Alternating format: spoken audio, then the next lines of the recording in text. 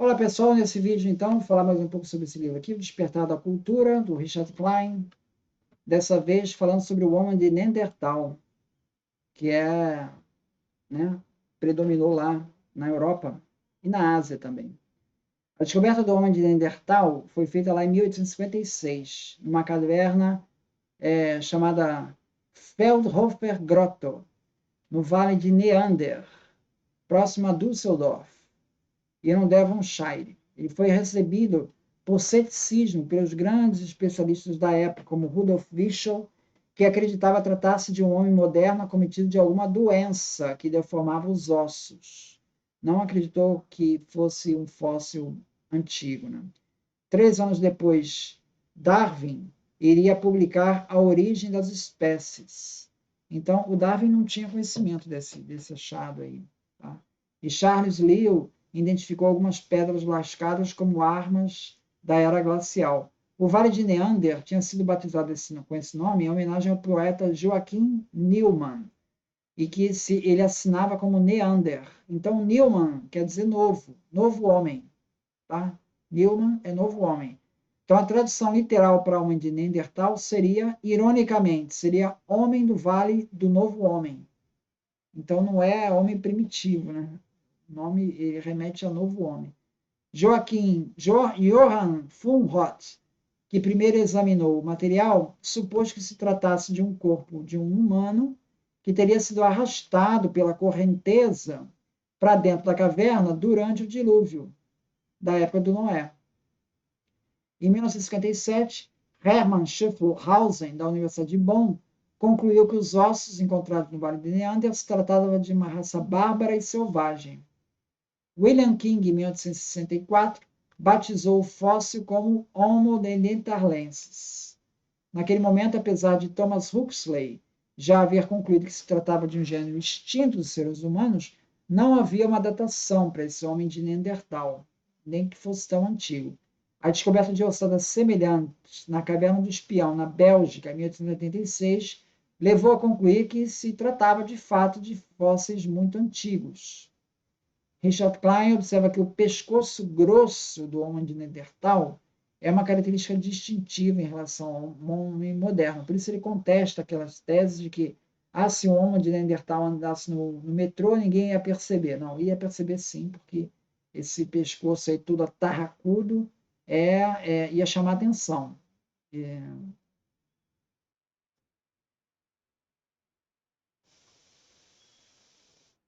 Richard Klein observa que os Neandertais criaram um número relativamente pequeno de ferramentas, ainda que seu cérebro fosse maior que a do Homo sapiens.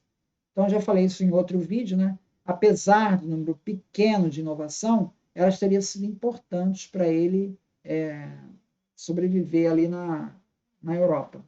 Richard Klein mostra que os Neandertais não deixaram nenhuma prova convincente de trabalho artístico.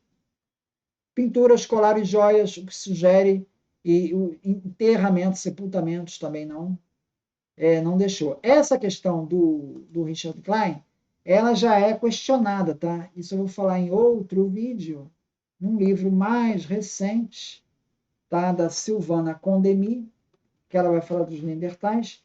Esse livro daqui já é de 2016, é um livro mais recente, que já fala que tem, tá? Existe arte simbólica entre os Neandertais, talvez até pinturas. Então, isso o Richard Klein está escrevendo em 2005, né? Ainda está sobre esse efeito, né? Ele diz assim, segundo Paul Mellars, a absoluta escassez e isolamento desses objetos torna difícil considerar esse tipo de expressão simbólica um componente real e significativo dos comportamentos dos Neandertais. Até então, o que eles tinham eram coisas muito pontuais, né? No entanto, Richard Klein reconhece que evidências de cultura simbólica entre os Neandertais. Em Arcis-sur-Cure, na França, foram encontrados colares de ossos atribuídos à cultura châteauperroniana, que foi de 45 mil anos atrás a 36 mil anos atrás. Ou seja, foi produzido pelos Neandertais. Os povos que produziram a indústria châteauperroniana utilizaram conceitos da cultura aurignaciana dos vizinhos cromagnons, o que mostra que os Neandertais eram capazes de imitar sua cultura. Richard Leakey admite que o homem de Neandertal usava algumas plantas com finalidades medicinais, na medida que na gruta de Shanidar, no Iraque, foram encontrados um caçador Neandertal, por volta de 60 mil a.C., 44 a 60 mil a.C., e enterrado junto com uma série de flores, tá? Algumas das quais eram flores usadas na fitoterapia da região.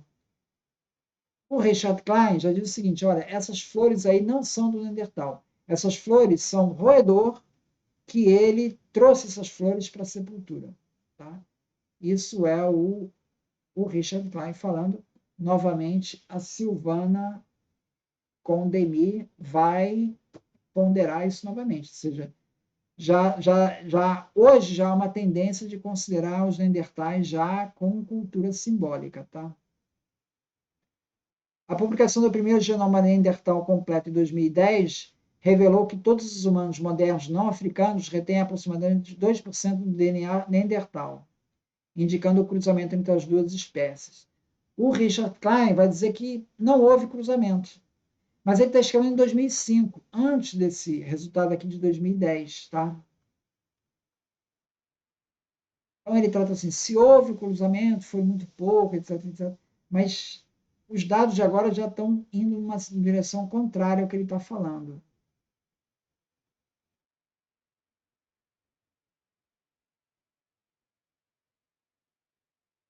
Estima-se que os neandertais tenham sido extintos por volta de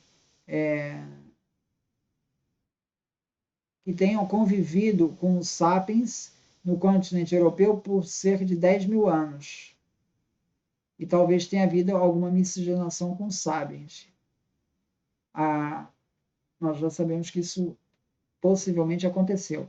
Aí ele, Faro Richard Klein, ele se refere a uma criança encontrada em Lagarvelha, em Portugal, em 1998, que seria o menino de Lapedo, que teria 25 mil anos e que ele seria uma mistura entre Neandertal e Sapiens. Isso daí foi matéria de uma publicação em um artigo na Proceedings of National Academy of Science, em 1999, em favor da miscigenação, mas o Richard Klein ele é cético com relação a isso. Então, essa característica de miscigenação específica aí do menino de Lapedo, ela foi questionada pela ciência.